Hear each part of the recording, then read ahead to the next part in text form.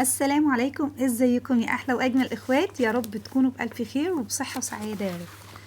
النهارده مع بعض هنعمل في الفيديو بديل السندوتشات، حاجه كده تحفه وجميله جدا للتغيير، وكمان سهله وبسيطه مقاديرها في البيت. قبل ما نبدا الفيديو بتاعنا هنصلي على الرسول صلى الله عليه وسلم. اللهم صل وسلم وبارك عليك يا سيدي يا رسول الله. واول حاجه عندي هنا كوبايه ونص من الميه الدافيه، عليهم معلقه كبيره من الخميره ومعلقتين كبار من السكر. تمام، انا نسيت في الاول حطيت كوبايه واحده بس من الميه، لكن رجعت حطيت النص دلوقتي، فيبقى عندنا كوبايه ونص من الميه، عليهم معلقه من الخميره ومعلقتين من السكر. ان شاء الله هسيب لك المقادير كلها بالجرام والكوبايه والملي في الصندوق الوصف بامر الله. غطيتها كده لمدة 5 دقايق على جنب لغاية الخميرة ما تتفاعل معايا. عندي هنا 60 ملي من المادة الدهنية، اللي هي معلقة كبيرة من الزبدة، عليها معلقتين 3 كده من السمنة. تمام، من الزيت أقصد، عليهم معلقة كبيرة من الزبادي حوالي 50 جرام، و8 جرام من الخل، يعني معلقة صغيرة. تمام، هندوبهم كويس مع بعض كده ونحطهم على جنب لغاية ما نجيب الدقيق بتاعنا. مقدار الدقيق بتاعي هنا بالجرام 520 جرام، يعني 4 كوبايات بنفس الكوباية دي اللي أنا برضو كانت معيار للمية.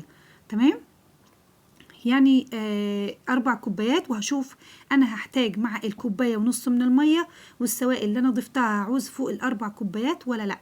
تمام، عليهم معلقتين كده من الحليب البودرة، ومعلقة صغيرة من الملح، ومعلقة صغيرة من البيكنج باودر.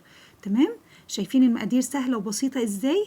فعايزة اقول لكم هي سهلة جدا جدا، وهنعجنهم كده مع بعض. وهشوف انا هحتاج دقيق ولا هحتاج مية. تمام، طبعا علشان الدقيق بيختلف من نوع للتاني، نوع البروتين اللي فيه. في البروتين اللي بيبقى عالي شوية بيحتاج مية، واللي بيبقى أقل مش بيحتاج مية كتير. تمام، هنعجن كويس جدا علشان ناخد نفس نتيجة العجان. اعجني كويس جدا زي ما تعودنا، وعرفنا ان المعجنات عشان تطلع معاكي ناجحة لازم تعجني كويس. حطيها كده على رخامة واعجني كويس لغاية ما تاخدي قوام حلو. طبعا المادة الدهنية هنزود كده معلقة معلقة ننعم بيها العجين، وكل ما تزودي المادة اهو انت بتزودي بالمعلقة في الزيت والزبدة اللي انا حطاهم. ممكن كمان تستغني عن الزبدة وتحطي سمنة، وممكن تستخدمي زيت بس او زبدة بس، فبراحتك خالص. تمام، هنفضل نعجن كويس لغاية ما يبقى القوام معايا ناعم جدا. هخلي المعلقة دي اهي على جنب، هقول لكم دلوقتي هنعمل بيها ايه. طبعا لو اول مره بقى تشوفوا قناتي ما تنسوش بقى تشتركوا في القناه، وكمان ما تنسوش اللايك لو عجبتكم فعلا الوصفه. خليكم معايا بقى للاخر وشوفوا الوصفه وجمالها، وعايزه اقول لكم ريحتها وطعمها تجنن كبديل للسندوتشات عشان الولاد ما يزهقوش. فحاجه كده تحفه، عاوزه اقول لكم بجد ريحه البيت تحفه قوي قوي. وانت بتشتغلي فيها من اول مقدار، من اول حاجه، من اول العجن والمكونات، حاجه كده تحفه ومفرحه جدا جدا انك تعملي حاجه كده في البيت. عجناها كويس وغلفناها بمعلقه صغيره من الزيت والزبده بتاعتنا. هنغطيها ونحطها على جنب او في مكان دافي لغايه ما تخمر معايا لمده نص ساعه. على بال ما تخمر بقى انا هجهز الحشوه بتاعتي. عندي هنا جبنه فيتا وجبنه رومي وجبنه موزاريلا وكل الجبن والمكونات، اي حاجه عندك في التلاجة ممكن تحطيها. هي الحشوه يعني الطريقه دي اللي بتقبل كل الحشوات اللي انت عاوزاها. عندك فراخ، انا حطيت برضو زيتون متقطع، ومعلقه حلوه كده من حبه البركه او الحبه السوداء علشان بتعلي القيمه الغذائيه للسندوتشات بتاعتنا. كمان نقدر نحط بيضه يا جماعه في العجين بتاعنا. تمام، واحنا بنعجنه علشان نعلي القيمه الغذائيه للاطفال طبعا في السندوتشات بتاعتنا. كمان نقدر نستغنى عن معلقتين الحليب البودره ونحط مكان الميه حليب دافي طازج. تمام، طبعا جهزنا الحشوه بتاعتنا. حطي كل الجبن اللي عندك والفلفل الالوان، فلفل اخضر براحتك خالص. نجهز بقى، جهزنا الحشوه، نجهز الصاج بتاعنا، نرشه كده رشه من الزيت او دهنه من الزبده او السمنه. تمام، وكمان الطبق اللي هنقطع فيه او هنكور فيه العجينه بتاعتنا بعد ما اخدت نص ساعه وتضاعف حجمها مرتين زي ما انتم شايفين اهو. هحطها على الرخامه كده، هبطها تهبيط خفيف. تمام. وهبدأ اقطعها الحجم اللي انا عاوزاه. انا كورتها، كل كورة كانت حوالي من 80 ل 85 جرام.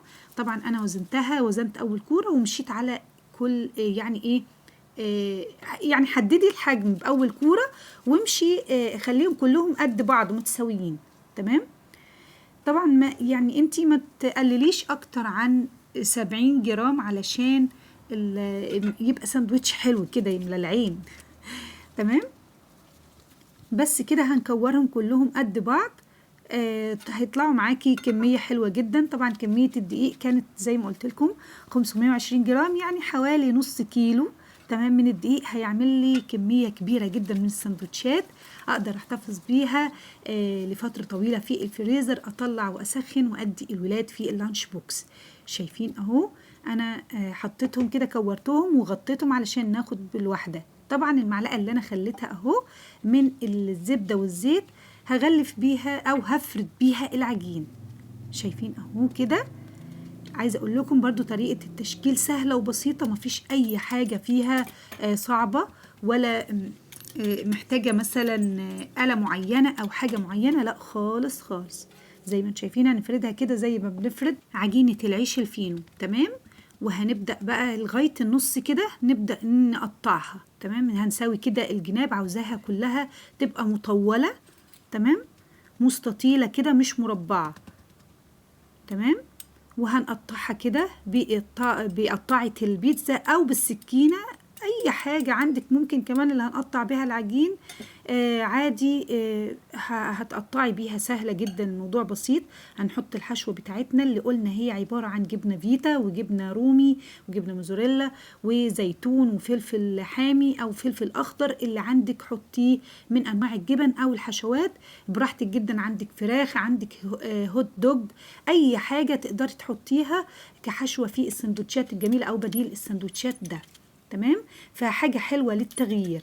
زي ما انتم شايفين اهو موضحة في الفيديو ازاي طريقة الفرد وطريقة العمل يعني سهلة جدا، الموضوع مش محتاج اي حاجة غريبة يعني. طبعا ما تنسوش بقى اللايك كمان، وما تنسوش لو اول مرة تشوفوا القناة تشتركوا فيها وتفعلوا زر الجرس على الكل، علشان ان شاء الله اول ما انزل اي وصفة يوصلك مني اشعار اني نزلت وصفة جديدة.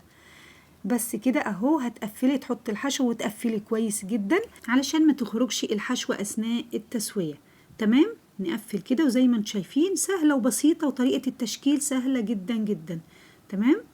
هوريكم كمان كم واحدة اهو علشان تبقى واضحة معاكم. وكمان لو في اي استفسار او اي حاجة مش واضحة ممكن تكتبولي في الكومنتات، وان شاء الله هرد على كل اسئلتكم وكل استفساراتكم ان شاء الله. وكمان عايزه اقول لكم ان احنا الايام الجايه واحنا داخلين على الشتاء عاوزين ندخل في اكلاتنا وفي مشروباتنا ان شاء الله حبه البركه او الحبه السوداء.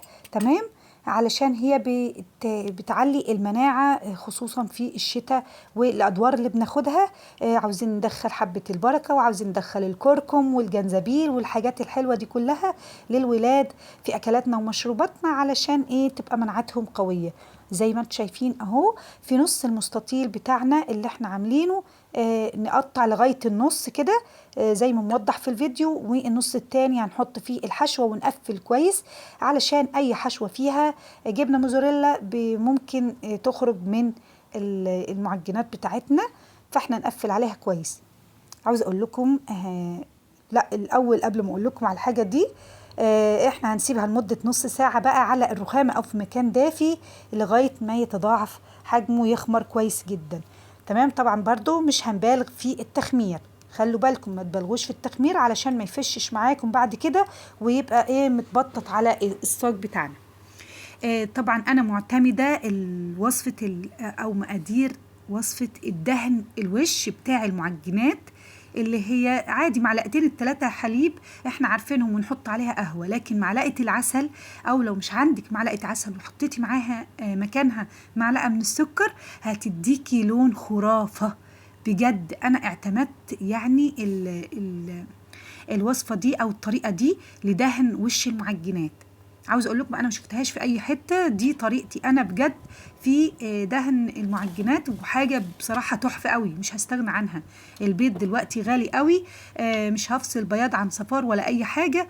انا معلقتين كده من الحليب او معلقتين من الميه عادي جدا لو ما عندكيش حليب، وتعملي حطيتي عليها بس معلقه صغيره من القهوه سريعه الذوبان ومعلقه صغيره من العسل، هيطلع معاكي تحفه. هندخلها بقى على رف وسط، تمام، درجه الحراره 190 او 200 على حسب درجه الحراره المظبوطه عندك، لمده 20 ل 25 دقيقه، تمام.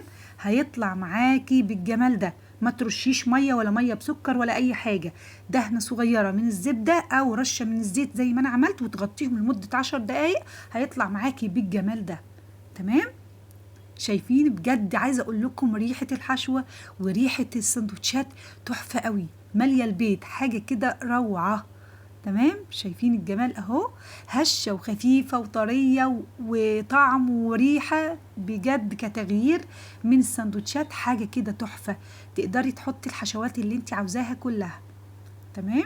شايفين الطراوه والجمال، حاجه كده تحفه ما شاء الله اللهم بارك، يعني لون وطعم وجمال. وتقدري كمان تغلفيهم وتحطيهم في اكياس وعلى الفريزر، يقعدوا معاكي اسبوعين 3، تطلعي تسخني في فرن او مايكروويف، هيبقى معاكي، هيطلع معاكي كأنه لسه فريش دلوقتي انتي لسه عاملاه. حاجة كده تحفة، طعم وريحة وجمال ما اقولكوش بجد، ريحة البيت عاملة ازاي اللهم بارك، حاجة كده تحفة قوي قوي.